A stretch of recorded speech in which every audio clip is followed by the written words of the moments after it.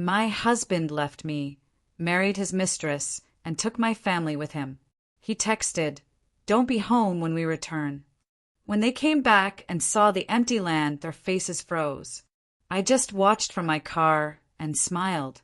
Video begins with a slightly shaky, close-up shot of a smartphone screen. A text message displayed. A low, tense hum of background music starts. Can you even imagine seeing the man you married, the man you built a life with, smiling brightly in a photo at his wedding? To someone else? And what if your entire family was standing right there beside him? Champagne glasses raised, celebrating this ultimate betrayal. That's exactly what I saw, and it shattered my world into a million pieces. What would you do if a single text message made you realize your whole life was a lie? Asterisk, asterisk, the text from Samuel was brutal, like a punch to the gut. Don't be home when we get back. Once it's old, it's dead to me. My husband, sending that from Croatia, from his wedding to another woman. My entire family was in that photo, beaming behind him. Champagne glasses clinking. I stared at his words for what felt like an eternity, but was probably just 3 seconds. My vision blurred. Then I looked up. Across the street, a construction crew was tearing down an old building, floor by floor. Controlled demolition, they called it. And in that moment, as I watched the excavator bite into concrete, something clicked inside me. A switch flipped. If they wanted me gone, fine. But I'd make damn sure there was nothing left for them to come back to. The photo was still on my phone. I zoomed in, my fingers trembling slightly, studying every detail like it was an architectural blueprint, every line a testament to deceit. There was Samuel in a tuxedo I'd never seen, expensive, perfectly tailored, the kind of suit that costs a fortune. Next to him, Clara Ashford, 28 years old, blonde hair in soft waves, a white dress from some boutique I'd walked past 100 times in Boston, but never entered because I was always too busy working. But it wasn't Samuel or Clara that made my hands clench around my phone. It was everyone behind them. My mother, Patricia, in lavender, her favorite color. The same shade she wore to my wedding 12 years ago. She was beaming at the camera, champagne glass raised high, looking happier than I'd seen her in years. And my father, Robert. He looked uncomfortable, sure, but he was there. Present. Participating. Not protesting. Not refusing. Just standing there like this was normal family behavior. My sister, June, held a bouquet, an actual bouquet, like she was part of the wedding party. The same sister who'd spent the last year telling me I needed to be more supportive of Samuel's career, more understanding when he worked late, more flexible when he canceled our plans. And then Marcus, my baby brother, the one I put through college when my parents couldn't afford it, the one I helped with rent for 6 months when he lost his job, the one who called me his hero at his graduation. He was grinning in that photo, absolutely beaming, as if attending my husband's wedding to another woman was just another fun family vacation. I sat there in my car, outside the Meridian Tower construction site, the phone heavy in my lap.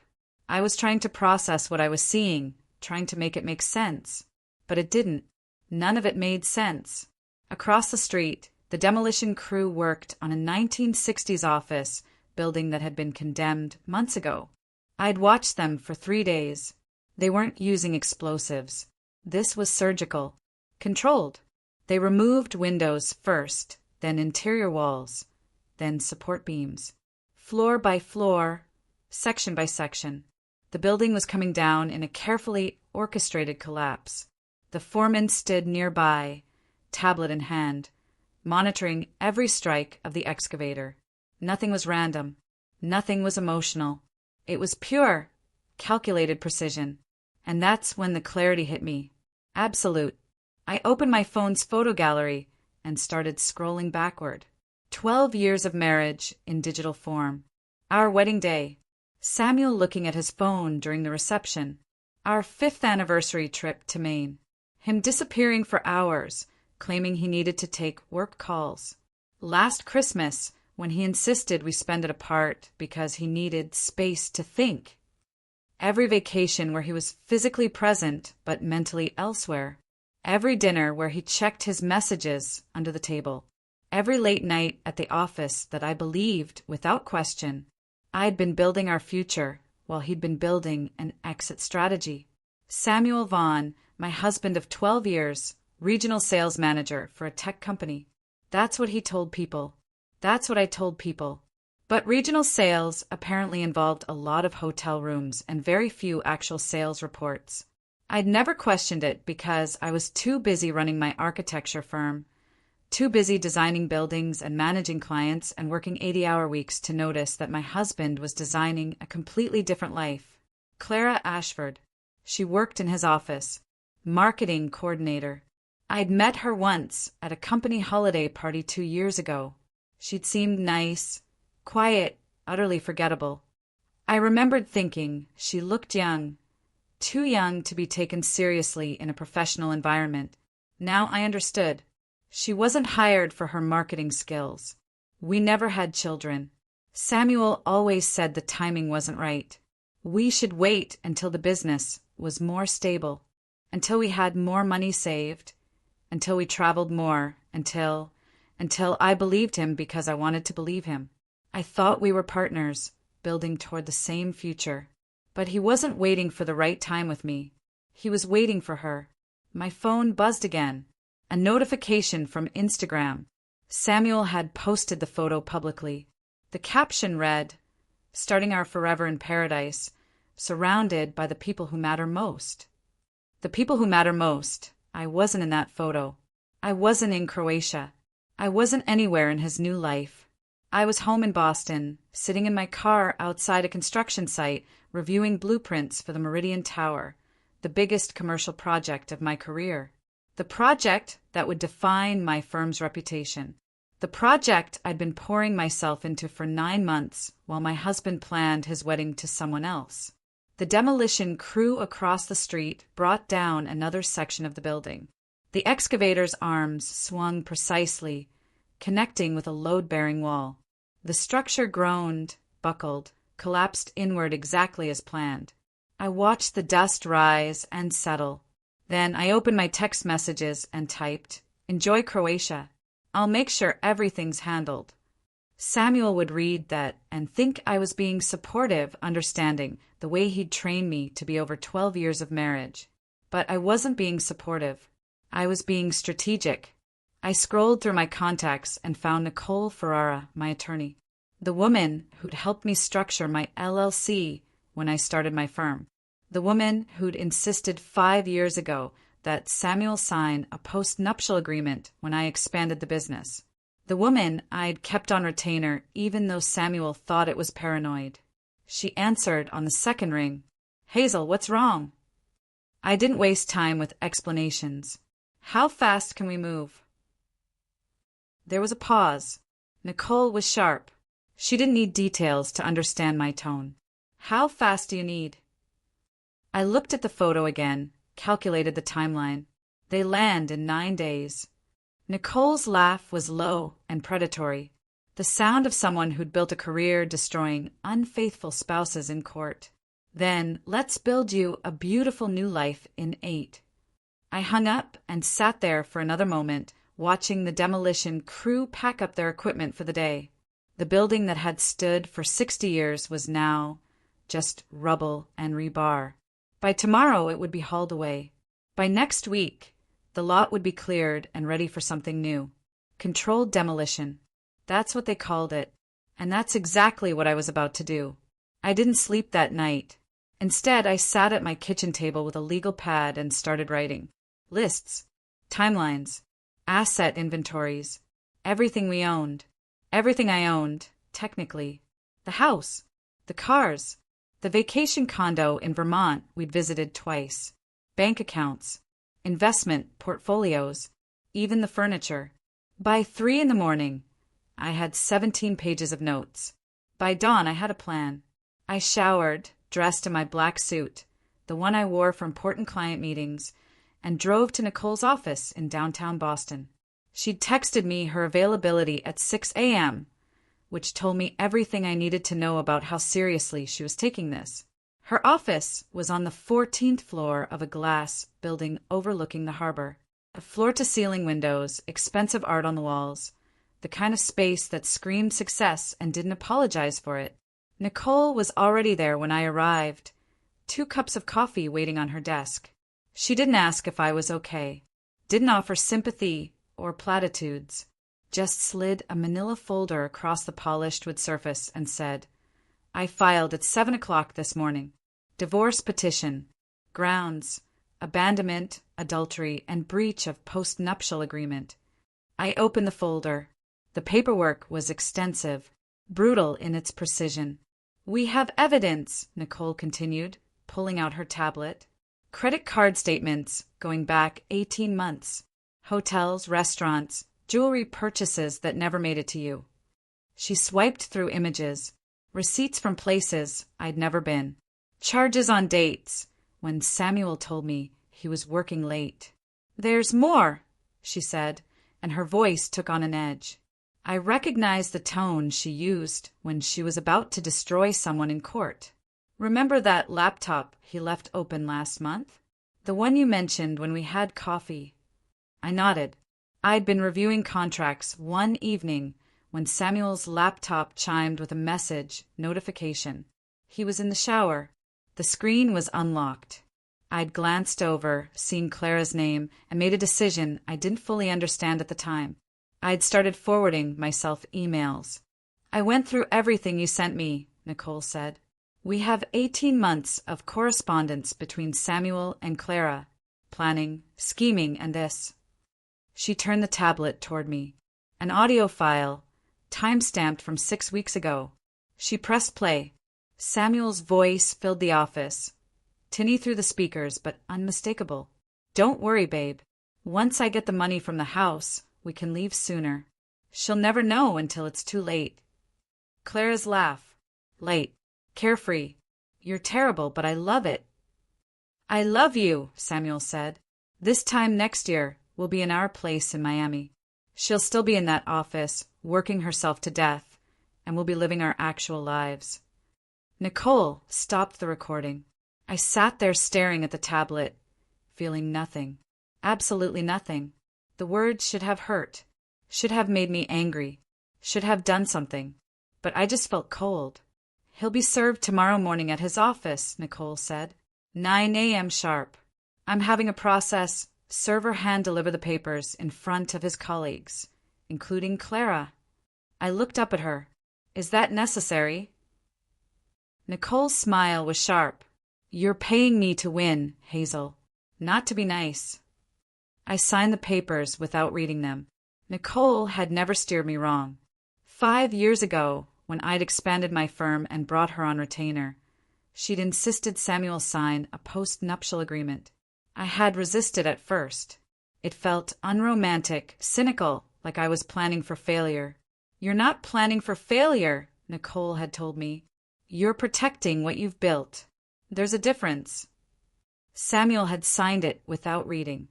I remembered him sitting at the same desk, barely glancing at the document, scrolling through his phone while Nicole explained the terms. He'd seemed annoyed by the whole process and patient. Now I understood why. He'd already been planning his exit. The post-nup just made it more complicated.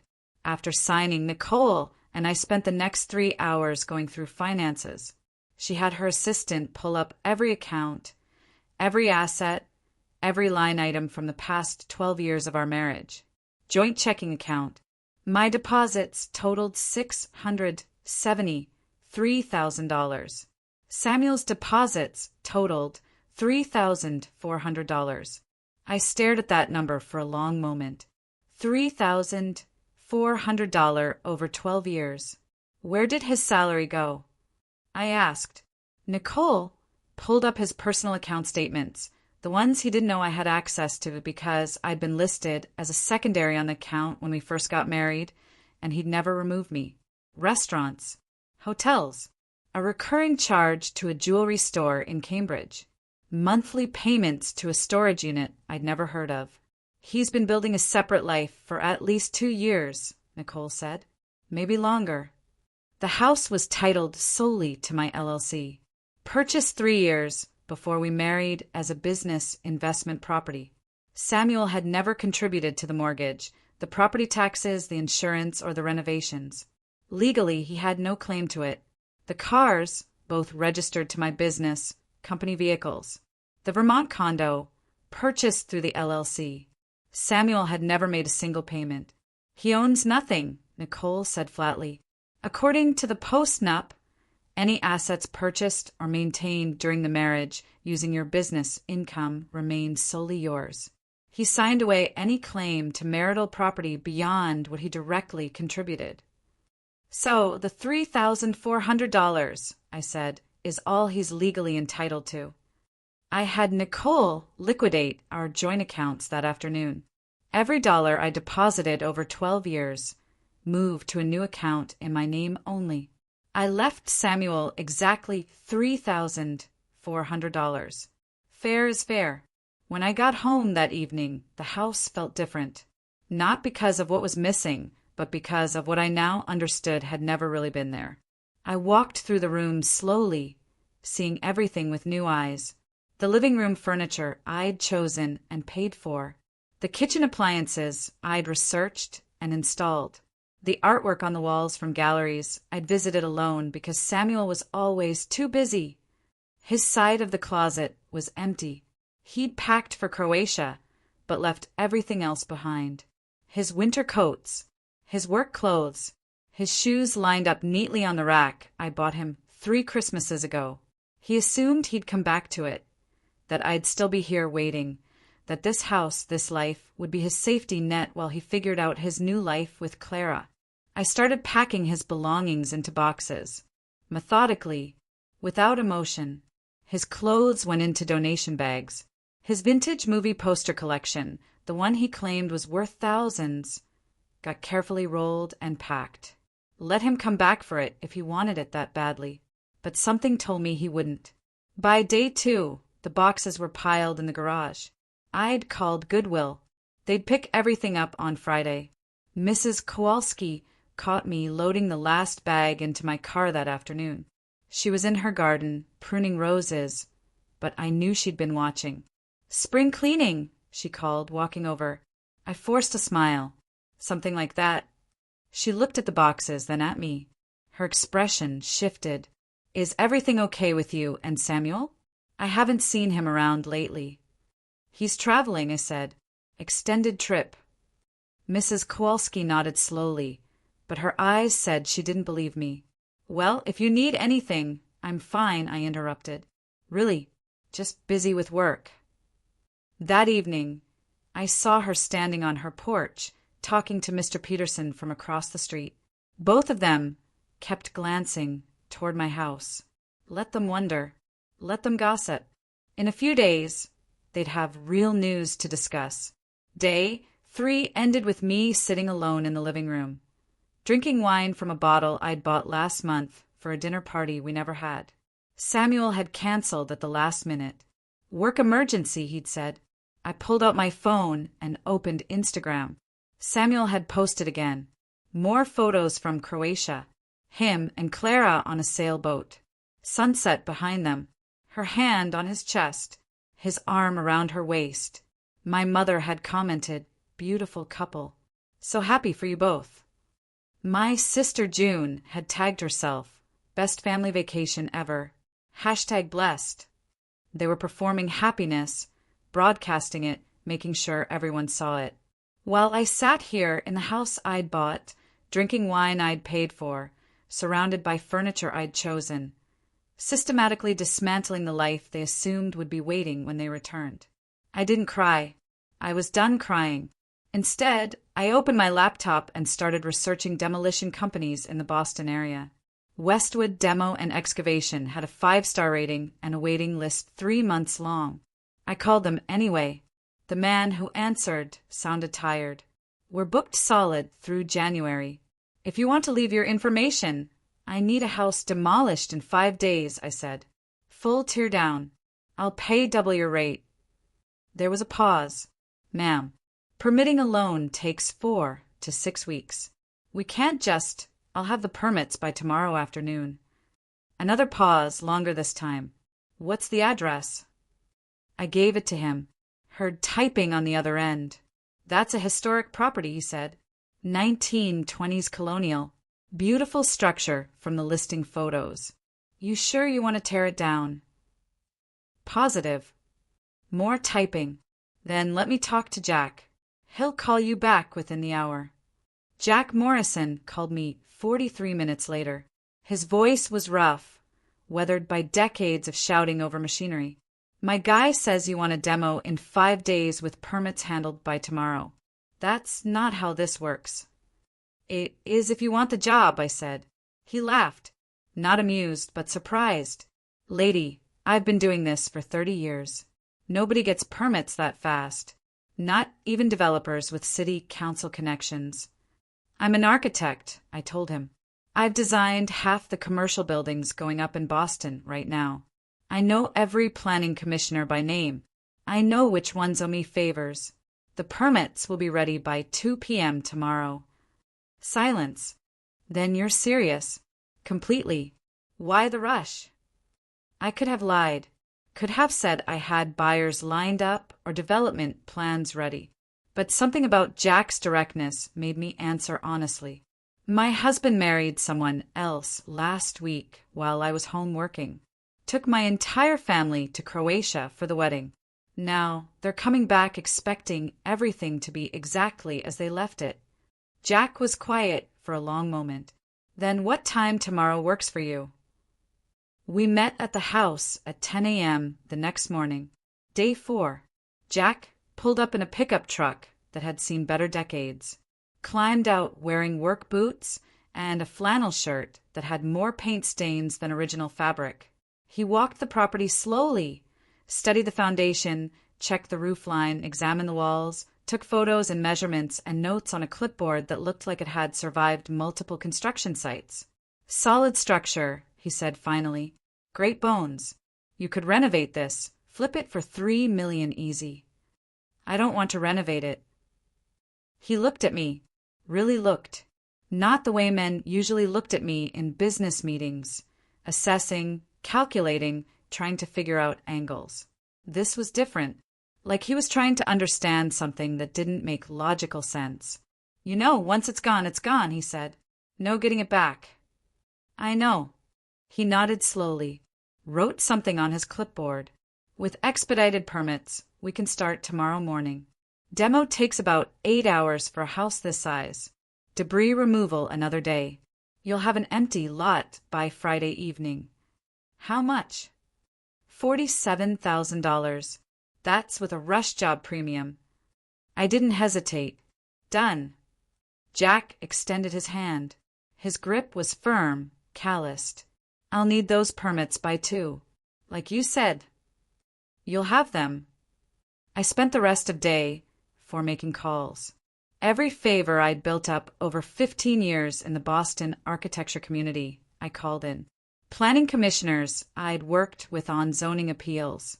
Building inspectors who'd fast-tracked my projects. City officials I'd helped with pro bono designs for public spaces. By 1:30, I had every signature I needed. By 2 o'clock, Jack had the permits in hand. I'll be damned, he said, looking at the paperwork. You actually did it. I told you I would. He folded the permits, tucked them in his truck. We start at 6 a.m. You want to be here? Wouldn't miss it. After Jack left, I went back inside the house. I needed to finish clearing Samuel's home office. Most of his stuff was already boxed, but his filing cabinet remained. I opened the bottom drawer and found a folder tucked in the back. Manila, unlabeled, hidden behind tax returns from 6 years ago. Inside were loan applications.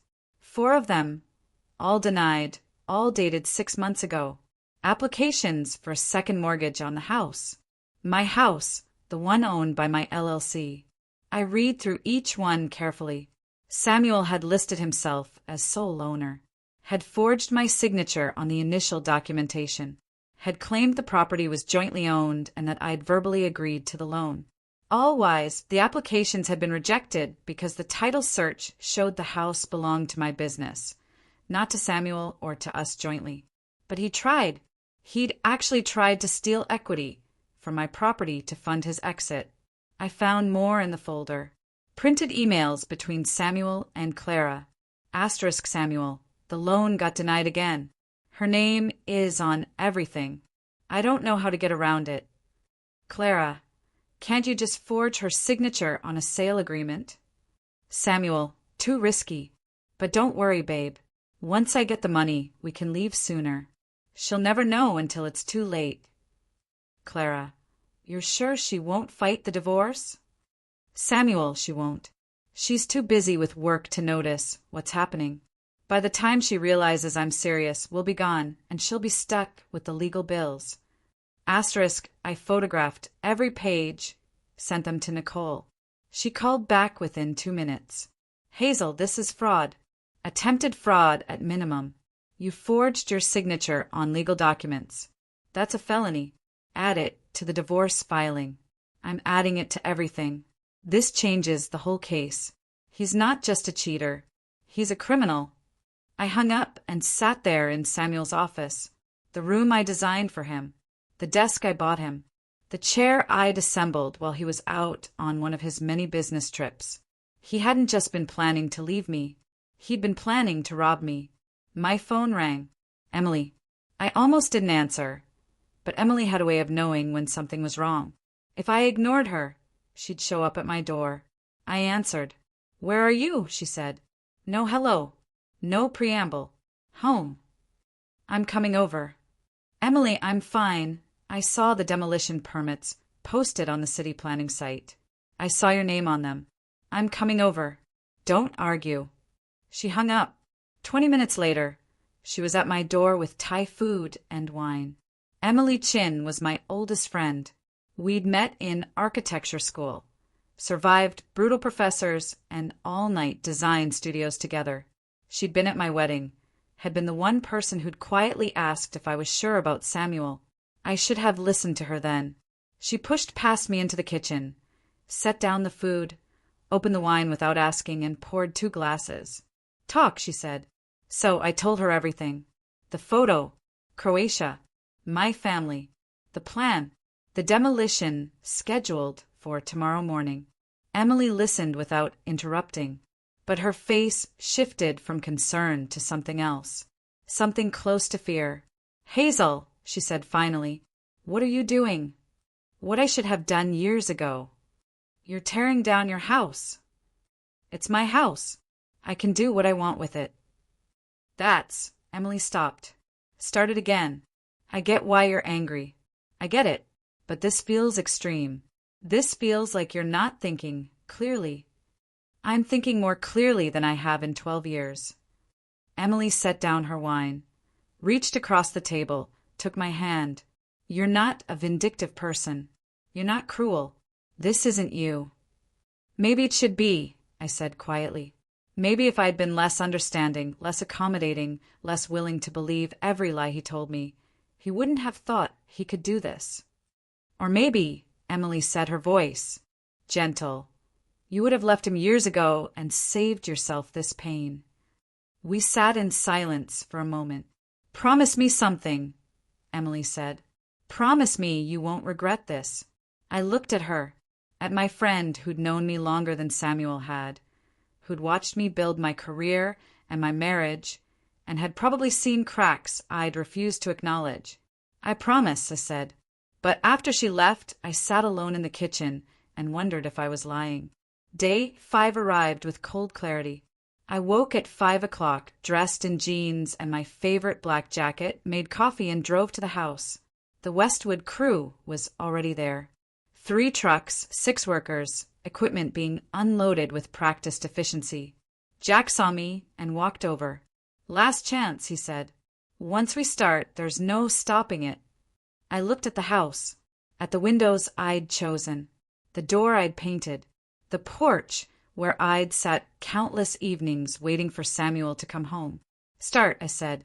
The machinery roared to life. Mrs. Kowalski appeared on her porch in a bathrobe, eyes wide. Other neighbors emerged. Mr. Peterson, the Dons, the retired couple from the corner who always waved but never spoke. Mrs. Kowalski rushed over. Hazel, what's happening? I smiled, took a sip of coffee. Renovation. Full demo. Starting fresh. But where will you live? I've made arrangements. The wrecking ball swung, connected with the east wall. The wall where Samuel had hung his vintage movie posters. The impact was deafening. The wall crumbled, and I felt nothing. By noon, the house was rubble.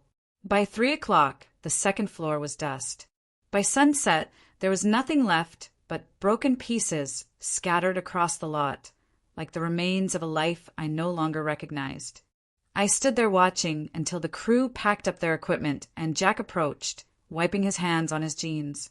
You okay? He asked. I didn't know how to answer. I felt empty, lighter, free, terrified, all of it at once. Yeah, I finally said, I think I am. Jack nodded, didn't push. We'll be back tomorrow morning at 6 o'clock to haul the debris. Should have the lot cleared by evening. I thanked him and watched his truck disappear down the street. Then I stood alone in the growing darkness, staring at what used to be my home. Day 6 arrived with gray skies and the rumble of debris removal trucks. I was there at dawn again. Couldn't stay away. Needed to see every piece of it disappear. The crew worked with mechanical efficiency.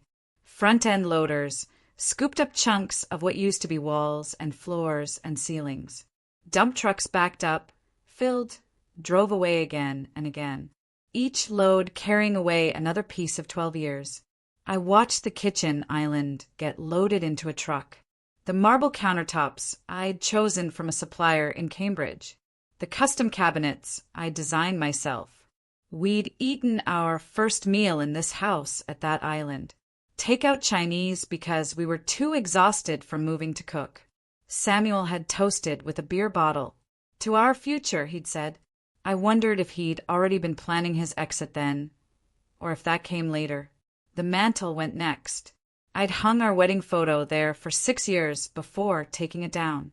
I told myself it needed reframing. The truth was, I couldn't look at his smile anymore without wondering if it had ever been real. The deck we built 3 summers ago, the one where we were supposed to grow old together, drinking coffee and watching sunsets, was broken into pieces and hauled away by 11 o'clock. By afternoon, the lot was nearly clear, just dirt and scattered debris. The crew brought in a grader, leveled everything, smoothed it out. By evening, it was done. I stood at the curb, staring at empty space where a $2 million home had existed 24 hours ago. A woman jogged past, stopped, looked at the lot, then at the neighboring houses, then back at the lot. Didn't there used to be a house here? She asked. I turned to her, kept my expression neutral. Must be thinking of a different street. She frowned, clearly confused. I could have sworn. She shook her head. Never mind. Sorry. She jogged on. I watched her go and felt something close to satisfaction. It was working. I was erasing us. My phone rang. June's name flashed across the screen. I almost didn't answer, but curiosity won. Hazel. Her voice was bright, cheerful, completely oblivious to what she'd participated in. We're having the best time.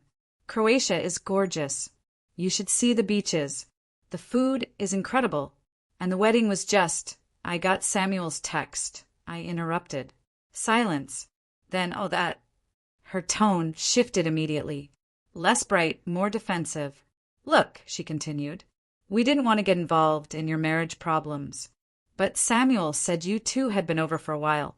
He said you knew about Clara. That you'd both agreed to. I agreed to nothing, I said. My voice came out colder than I intended. He's lying to you. He's lying to all of you. June sighed. That exasperated sound she always made when she thought I was being difficult. You always do this, Hazel. Always assume everyone's against you. But Samuel loves you. He needs something different now. Someone who makes him happy. The words landed like a physical blow. Someone who makes him happy. I repeated slowly. I made him happy for 12 years, June. I put you through college when Mom and Dad couldn't afford it. I helped them with house payments when Dad lost his job. I've held this family together, while all of you, we have to go. She cut me off. The reception's starting. We'll talk when we get back. Okay. The line went dead. I stood there staring at my phone, processing what had just happened. They weren't just attending his wedding. They were defending him. They'd chosen his side. All of them. I called Nicole. I need to move faster, I told her. They land in 3 days. Already on it, she said. Come to my office tomorrow. I have something you need to see.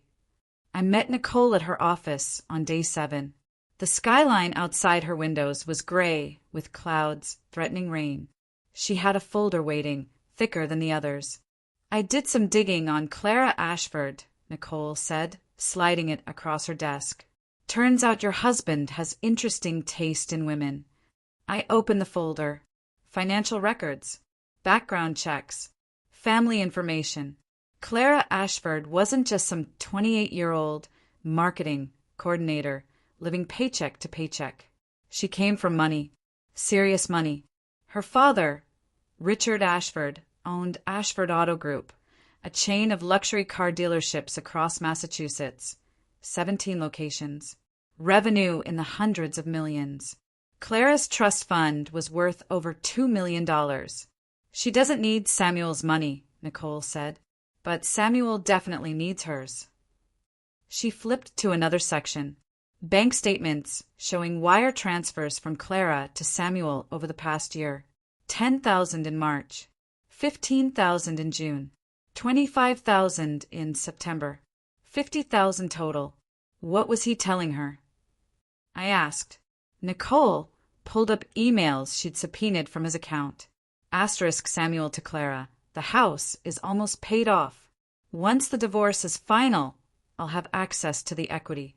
We can buy that condo in Miami you liked. Clara to Samuel. How much equity are we talking? Samuel. At least $1 million, maybe more. She doesn't pay attention to finances. She'll sign whatever I put in front of her. Asterisk, I read it 3 times. He's been conning her, I said slowly. Nicole nodded. Probably the same way he tried to con you, except Clara's family has money and connections. Her father's lawyers are already involved. They had her sign a prenup before the wedding. Samuel gets nothing if the marriage ends. Does he know that? I don't think so. Based on these emails, he thinks he's marrying into wealth. He has no idea he just signed away any claim to her trust fund. I leaned back in my chair, processing. So, he's not just a cheater, I said. He's a con artist. A bad one, Nicole agreed. But yes. Suddenly, my revenge felt bigger than just me. This wasn't just about what he'd done to me. It was about stopping him from doing this to someone else. Even if that someone else was Clara. What do we do with this? I asked. Nicole smiled. We add it to the divorce filing. Show the pattern of financial manipulation. Show that he forged your signature, trying to access equity. Show that he's currently attempting to defraud another woman. It makes our case airtight. I left Nicole's office feeling something I hadn't felt in days. Purpose. That evening, alone in my new apartment, the penthouse I'd rented last week in Back Bay, with skyline views and no memories, I sat down at my desk and pulled out a sheet of paper. I started writing. Dear Mom. The words came slowly at first, then faster. Everything I'd never said. Everything I'd kept buried for 12 years, for my entire life, really. How her constant criticism made me feel like I was never good enough, never smart enough, never feminine enough. How she always took Samuel's side in every argument, telling me I worked too much, wasn't warm enough, didn't know how to keep a man happy. How she chose to attend his wedding to another woman while her own daughter was falling apart. I wrote about the loneliness about burying myself in work because home stopped feeling like home years ago, about trying to fix something that Samuel had already decided was broken, about how I kept trying to earn her approval and never understanding why it was always just out of reach. I wrote until my hand cramped, until the words blurred, until there was nothing left to say. Then I folded the letter carefully, slid it into an envelope, and wrote Patricia Monroe across the front. I held it for a long moment. Then I tucked it into my desk drawer. Maybe someday I'd send it. Maybe I'd keep it as a reminder that some things are better left unsaid. Some bridges are better burned than crossed. I poured wine and stood at my window, looking out at the city lights. In 2 days, they'd land at Logan Airport. In 2 days, they'd drive to the house, expecting everything to be exactly as they left it. In 2 days, they'd see what I'd done, and I'd be watching. Day 8 began with paperwork. I met Tom Brennan at a coffee shop in Cambridge, halfway between his office and mine, the kind of place with exposed brick and overpriced lattes that Samuel always complained about. Tom was already there when I arrived, sitting at a corner table with a leather portfolio and reading glasses perched on his nose. He was in his 50s with kind eyes and hands roughened by decades of construction work. The kind of man who'd built things his entire life and understood the weight of what gets torn down. He stood when he saw me, shook my hand firmly. "Hazel, good to see you." We sat. He opened the portfolio, pulled out the deed and transfer documents. "This is a hell of a lot," he said, reviewing the papers one more time. "Prime location, great zoning. I'm still surprised you're selling. Property like this doesn't come available often." I wrapped my hands around my coffee cup. The heat felt grounding. "Time for a change," I said simply. Tom nodded. Didn't push. He signed where his attorney had flagged, then slid the documents across the table. I signed my name on 6 different pages. Witnessed. Notarized. Final. Just like that, $3.2 million transferred into my business account. Tom shook my hand again. "Good doing business with you. And if you ever need architectural work for future developments, give me a call. I've seen your designs. You're good." "I will," I said. "Thank you." He gathered his papers, stood, paused. "I hope whatever you're starting fresh from, I hope it's worth it." I watched him leave, then sat alone at that table for another 20 minutes, staring at the signed documents in front of me. The house was gone. The money was mine. Samuel and my family were returning tomorrow. There was no going back now. I drove to the parking garage where I'd left my car and sat behind the wheel for 20 minutes, hands gripping the steering wheel, breathing slowly, deliberately. I wasn't scared, but I wasn't entirely sure I was okay either. The penthouse I'd rented last week was in Back Bay, 17th floor. Floor-to-ceiling windows overlooking the city. 2 bedrooms, even though I only needed one. Modern kitchen with appliances I'd probably never use. The kind of place I'd always wanted but never suggested to Samuel because he thought downtown living was too flashy and not practical. I'd moved in 3 days ago with the few things I'd taken from the house. My clothes, my laptop, my favorite chair from the home office. Everything else was new. Furniture I'd ordered online and had assembled by professionals. Dishes I'd never eaten off of. Towels that still had tags. It was beautiful.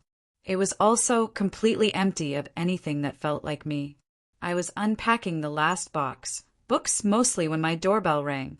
Emily stood in the hallway, holding 2 bottles of wine and an expression that said she was prepared to stage an intervention. "We need to talk," she said, pushing past me into the apartment. She set the wine on the kitchen counter, surveyed the space with the critical eye of someone who'd known me for 15 years. "Nice place," she said. "Sterile, but nice. I just moved in 3 days ago. You've had time to make it feel like home." She opened one of the wine bottles without asking, poured 2 glasses, handed me one.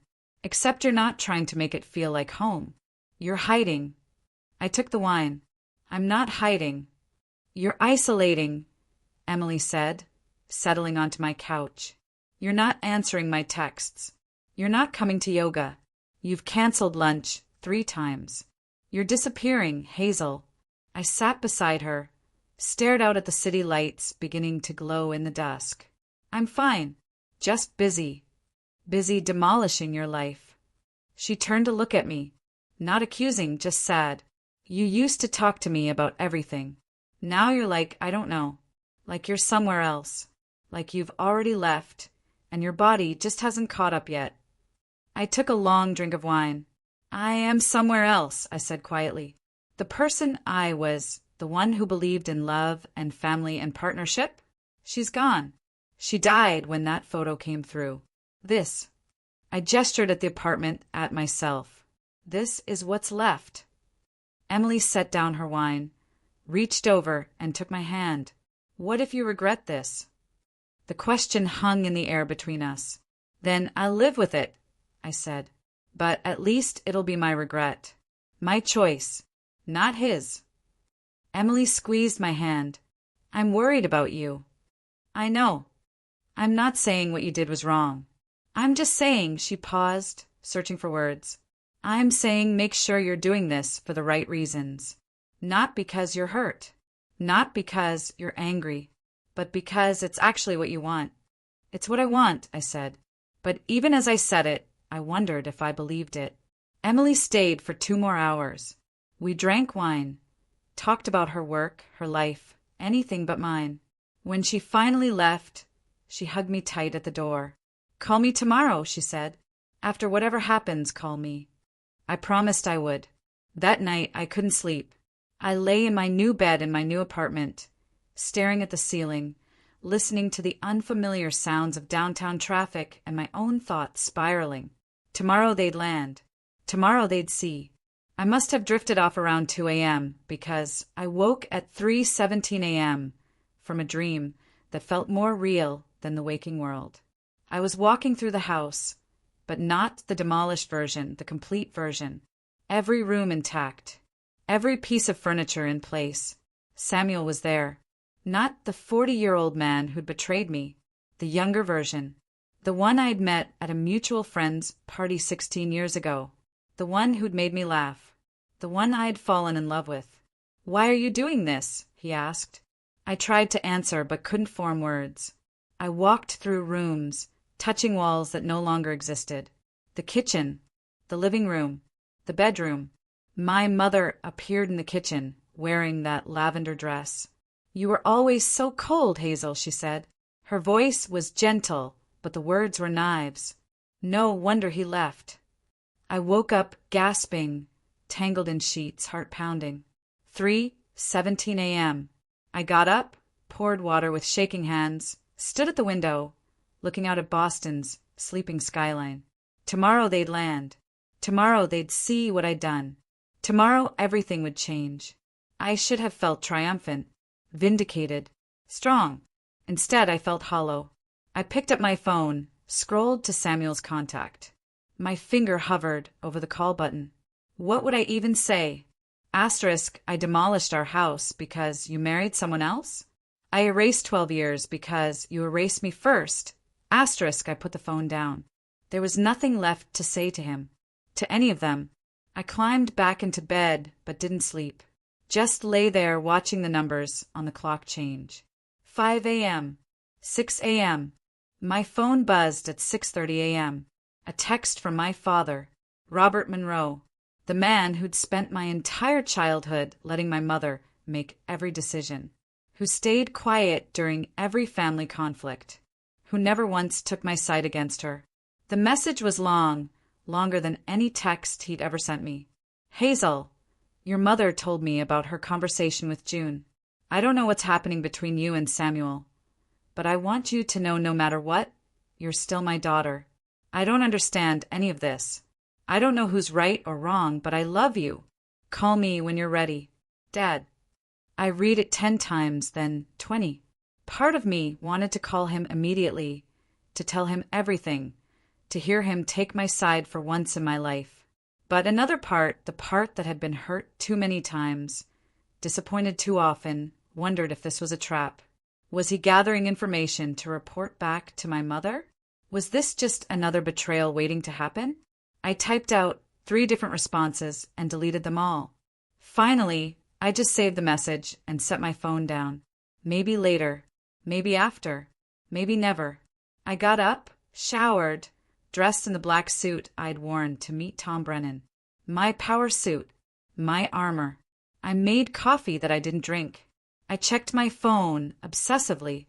Their flight was scheduled to land at 2:35 p.m. I'd already calculated the timeline. Customs, baggage claim, 3 luxury SUVs.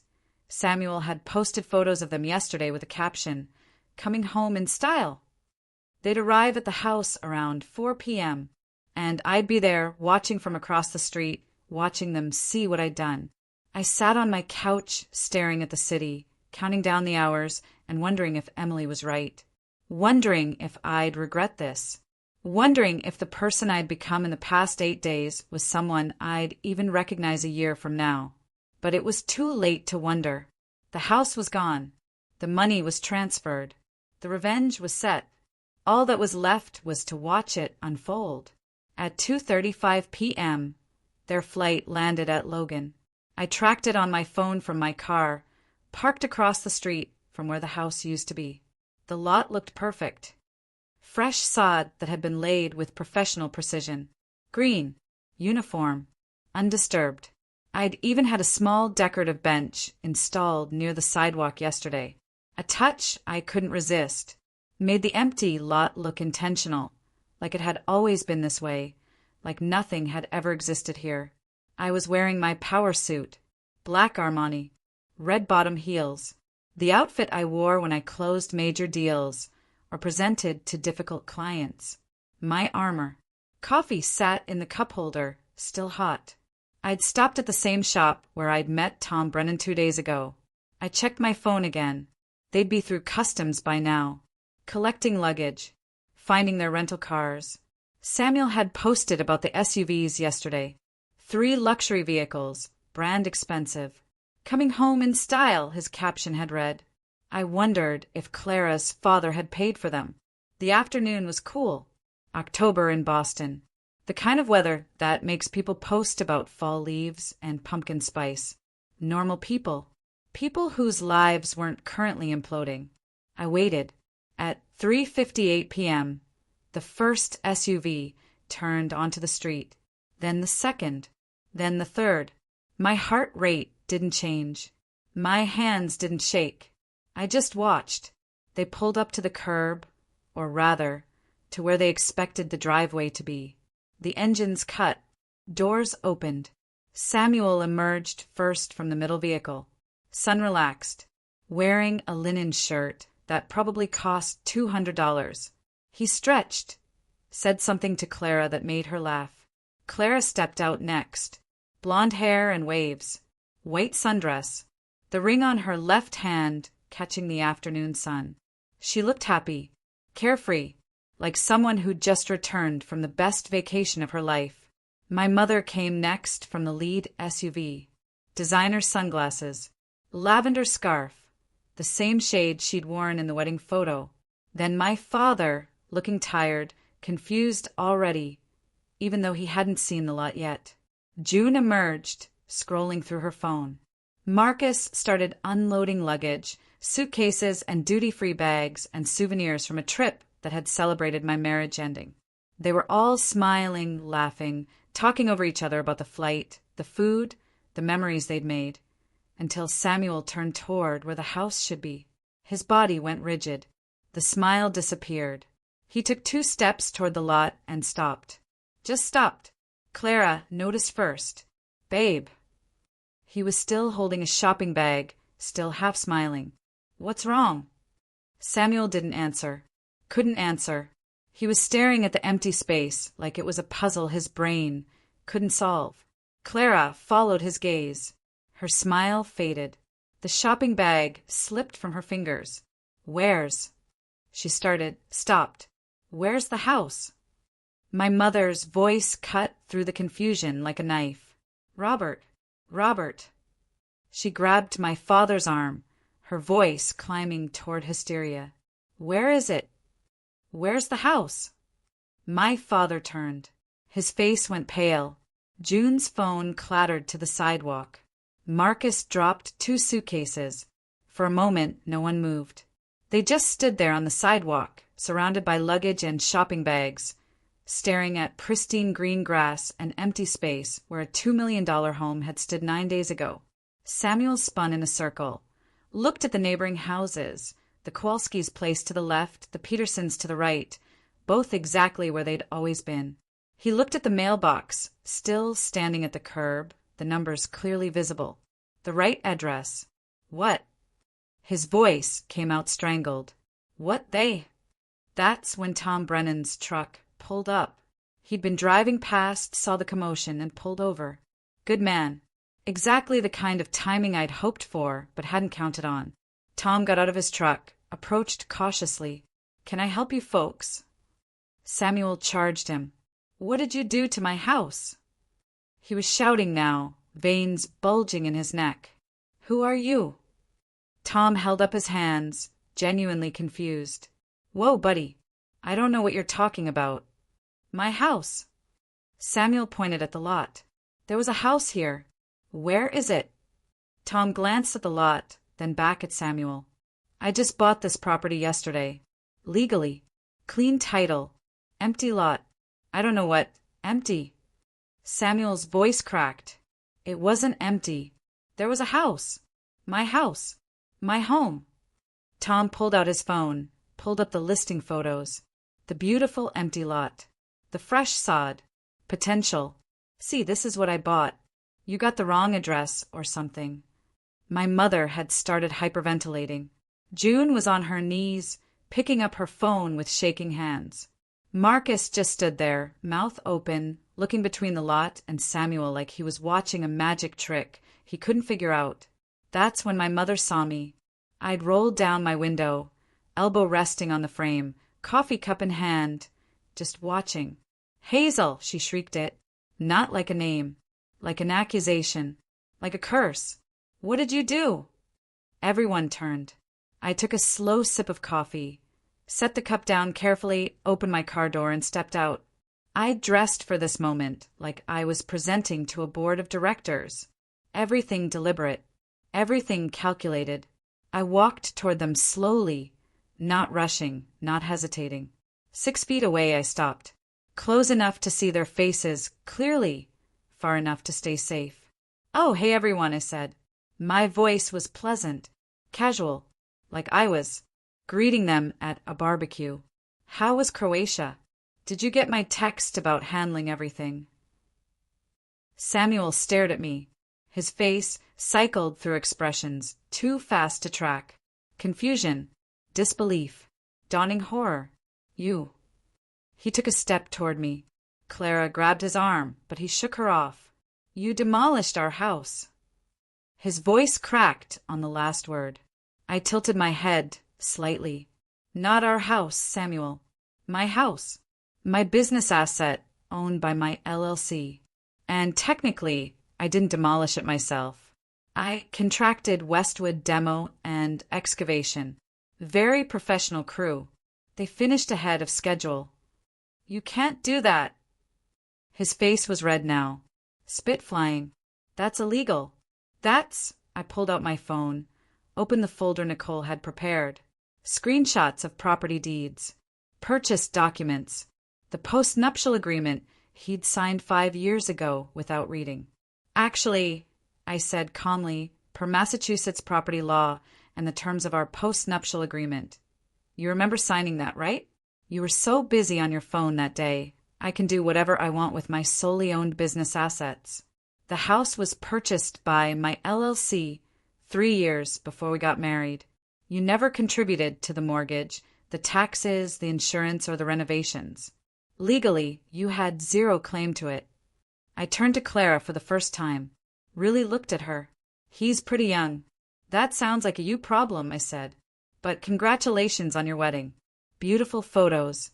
I especially loved the one of my mother wearing white to your ceremony.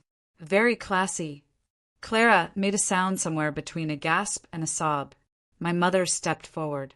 Her face was twisted with rage and something else. Fear. Hazel Monroe, she said. Her voice shook. You will fix this right now. This is family property. We helped. Did you? I interrupted. Did you help? Because I have 12 years of receipts that say otherwise. Every renovation, every repair, every property tax payment. Oh, mine. documented, booked, paid for by my business accounts. I took a step closer. You helped by what exactly? Visiting for holidays? Eating food I cooked? Criticizing my career choices? Telling me I worked too much? That I wasn't feminine enough? That I didn't know how to keep a man happy? My mother stepped back. Actually stepped back, like I'd physically pushed her. I'm your mother, and you went to his wedding. I pointed at Clara without looking at her. To her while he was still married to me. You wore lavender, the same color you wore to my wedding. You smiled for photos. You toasted their future. You celebrated the end of my marriage like it was a family vacation. My voice dropped lower, colder. So, let's not pretend family loyalty means anything coming from you. The silence that followed was suffocating. My father looked like he wanted to disappear into the sidewalk. June had stopped crying, her face frozen in shock. Marcus stood with his hands clenched at his sides, jaw working. This is insane. Marcus finally said. His voice cracked. Hazel, you can't. I already did, Marcus. My voice went cold. And just so we're clear, that college tuition I paid? Consider it repaid with interest in the form of this valuable life lesson. Don't betray the person who's been holding your life together. He turned away, actually turned his back on me. June was still on her knees, phone in her shaking hands. My father looked like he'd aged 10 years in 10 minutes. Tom Brennan had backed away slowly, climbed into his truck and driven off. Smart man. Then Clara found her voice again. You're a bitch. She screamed it full volume. Her pretty face twisted into something ugly and raw. All the soft sweetness from the wedding photos was gone. This was real, Clara. You're a vindictive, cruel, pathetic. I'm an architect, I said calmly. There's a difference. I build things. I also unbuild them when necessary. Controlled demolition. It's all about precision. Clara lunged toward me. Samuel grabbed her arm, pulled her back. Clara, don't. How are we supposed to afford? She started, then caught herself. Too late. I smiled. Afford what, Clara? I thought you came from money. Isn't your father worth millions? Doesn't he own all those car dealerships? Her face flushed red. Or, I looked at Samuel now. Did you lie to her, Samuel? Tell her I had money that would be yours in a divorce? Tell her you owned half of everything. Samuel's expression shifted, confusion replacing anger. What is she talking about? He asked Clara. Nothing. Clara said quickly. She's just, or maybe, I continued. Clara lied to you. About her trust fund.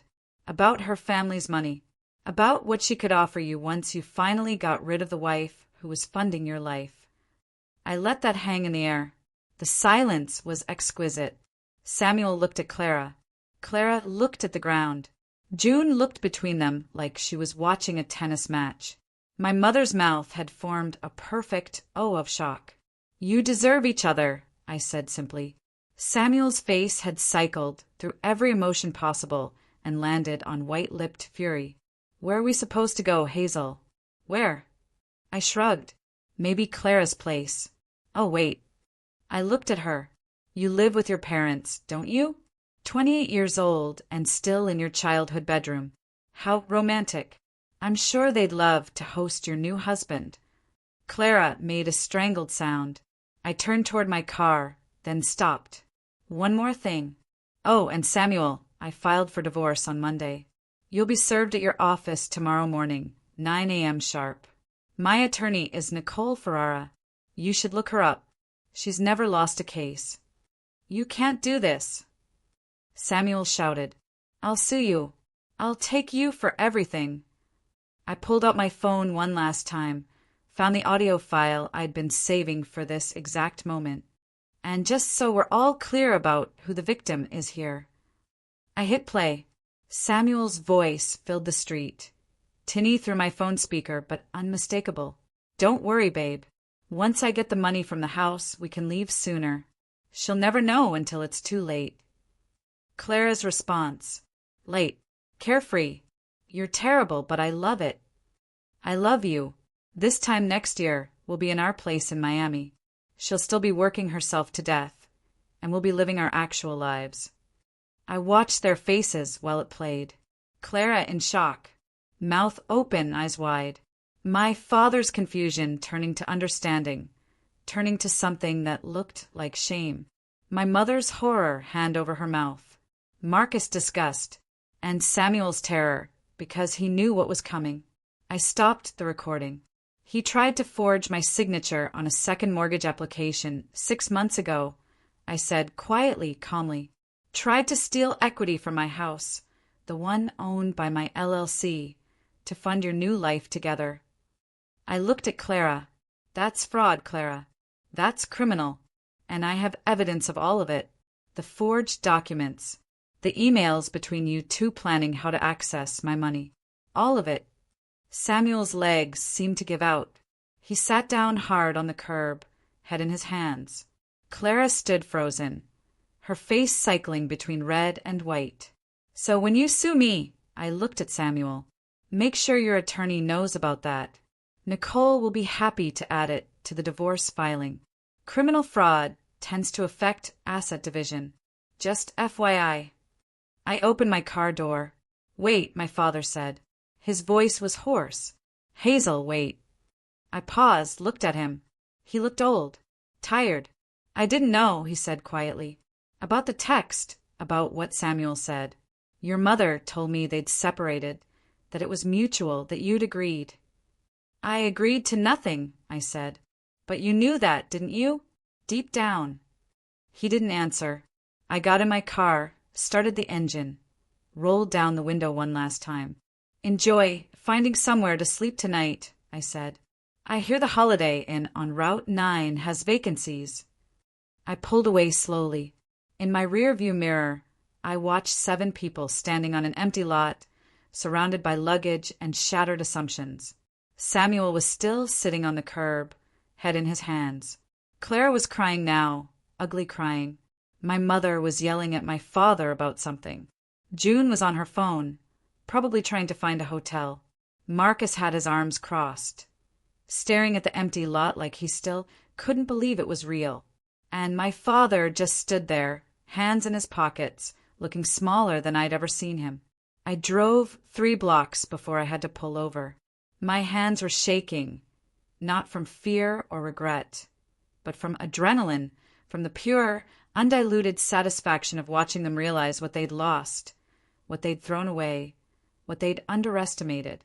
I sat there for 10 minutes, breathing slowly, letting the shaking subside. My phone started buzzing. Calls, texts, dozens of them. I turned it off, drove back to my apartment in silence. When I got home, I poured a glass of wine, stood at my window, and looked out at the city lights. I'd done it. I'd actually done it. The house was gone. The revenge was complete. They'd seen what I'd done. And I felt, not triumphant, not victorious, just empty. Like I'd torn down the house, but couldn't figure out what to build in its place. I called Emily. She answered on the first ring. How did it go? I didn't answer right away. Hazel, she said, are you okay? I don't know, I said finally. I did everything I planned. Everything went exactly how I wanted, but I don't know if I'm okay. Emily was quiet for a moment. Then come over right now. Don't argue. I went. Emily lived in a brownstone in the South End, 3rd floor, with plants on every surface and art on every wall. The kind of home that felt lived in. I knocked. She opened the door immediately, took one look at my face and pulled me inside. Sit, she said, guiding me to her couch. I'm making tea. Don't argue. I sat. She disappeared into the kitchen. I heard water running, the kettle clicking on, cabinets opening and closing. I stared at a painting on her wall, blues and grays swirling together. I'd always liked it, but never really looked at it before. Emily returned with 2 mugs, sat beside me, didn't say anything, just waited. I did it, I said. Finally, everything I planned. It went exactly how I wanted. But I feel empty. The words came out quiet, broken. I thought I'd feel vindicated, triumphant. They did. I just feel. I stopped, started again. I tore down the house. I got my revenge. I watched them realize what they'd lost. And now I don't know what to do with any of it. Emily sat down her tea, put her arm around my shoulders. You did something irreversible, she said gently. That's a lot to process. I don't regret it, I said quickly. I don't. They deserved it. But revenge doesn't fill the hole it creates. I nodded. We sat in silence for a long time. What happens now? Emily asked. I don't know. That night, back in my apartment, my phone wouldn't stop buzzing. 63 missed calls by midnight. Hundreds of texts. My mother. You've destroyed this family. I hope you're proud. June. I can't believe you did this. You're cruel. You're vindictive. I don't know who you are anymore. Marcus. I hope you're happy now. I hope it was worth it. Samuel. You'll regret this. We'll sue. You'll lose everything. Clara. You're a pathetic old woman who couldn't keep her husband. Enjoy dying alone. Even people I barely knew were messaging. Aunt Lorraine, who I hadn't spoken to in 5 years. Your mother is devastated. How could you be so selfish? Cousins, old family friends, people coming out of the woodwork to tell me what a terrible person I was. I blocked them all. Every number except my father's. His message sat at the top of my inbox unread. I poured wine with shaking hands, stood in my window, looked out at the city lights, and wondered if this was what victory was supposed to feel like. I didn't read my father's message that night, or the next day. I let it sit there unopened while I threw myself into work. The Meridian Tower project needed final approvals. I had 3 client presentations scheduled. My firm was busier than it had ever been, and I used that as an excuse not to think, not to feel, not to process what I'd done. But on the 3rd day, sitting in my office at 2 a.m. because I couldn't sleep, I finally opened it. Hazel, I'm staying at a hotel. Your mother won't speak to me because I said what you did was understandable, even if it was extreme. June, won't return my calls. Marcus is furious. I don't know how to fix this family, but I want you to know I'm proud of you for standing up for yourself, for not letting them walk all over you. I should have done more to protect you growing up. I failed you and I'm sorry. If you want to talk, I'm here. Dad. I read it 5 times before I could breathe properly. Then I called him. He answered on the 2nd ring. Hazel, he said, can we meet? I asked. Tomorrow. Yes, anywhere. Name the place. We met at a coffee shop in Cambridge the next afternoon. Neutral territory. Away from memories. My father looked older than I remembered. Gray hair thinner. Lines deeper around his eyes. He was wearing jeans and a sweater I'd never seen before. Not the clothes my mother usually picked out for him. He stood when he saw me, hugged me tight. We sat, ordered coffee, didn't speak for a moment. Your mother is threatening divorce, he said finally. His voice was quiet, resigned. Dad, I don't want to ruin your marriage. You didn't ruin anything, honey. He looked at me directly. I'm finally seeing clearly what's been broken for years, maybe decades. Your mother has always needed someone to blame, someone to control, and I let her. I let her criticize you. I let her favor June. I stayed silent when I should have spoken up. You're speaking up now. He smiled sadly. 30 years too late. We talked for 2 hours. About my childhood. About how I'd always felt like I was trying to earn approval that never came. About how my mother's criticism had shaped me into someone who worked constantly, trying to prove I was good enough. About June. How she'd always been the favorite because she was easier, more compliant, less threatening. About Marcus. How I'd stepped into the role of provider because someone had to. I can't fix the past, my father said finally. But I'd like to be part of your future if you'll let me. I reached across the table, squeezed his hand. I'd like that, I said. It wasn't forgiveness. Not entirely. But it was a beginning. 6 months passed. The lot where my house had stood became the Monroe Heights development. 8 luxury townhouses. My design. My vision. The project attracted attention. Architecture magazines featured it.